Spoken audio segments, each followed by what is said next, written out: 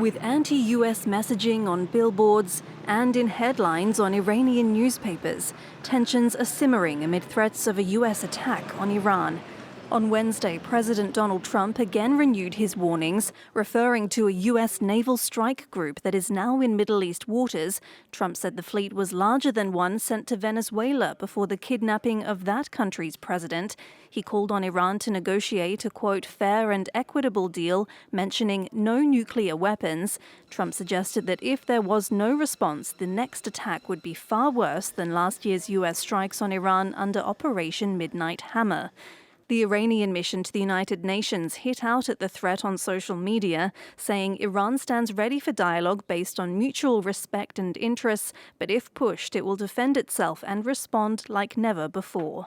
Speaking at the UN later, China warned against what it called military adventurism in Iran. Earlier this month, Trump pulled back from threats of military action over Tehran's deadly crackdown against anti-government demonstrations, claiming the regime had reversed a decision to hang hundreds of protesters, and amid pleas from Gulf nations to de-escalate. Last week, though, Washington said it was sending a massive fleet to the region just in case. Analysts say US options include strikes on military facilities or targeted hits against the leadership under Ayatollah Ali Khamenei in a full-scale bid to bring down the regime. Meanwhile, in Europe, German Chancellor Friedrich Merz said Wednesday that the Iranian government's days were numbered. The EU is expected to sign off on a first volley of sanctions over the deadly crackdown this Thursday. There are also discussions to add Iran's Revolutionary Guards to the bloc's terrorist list.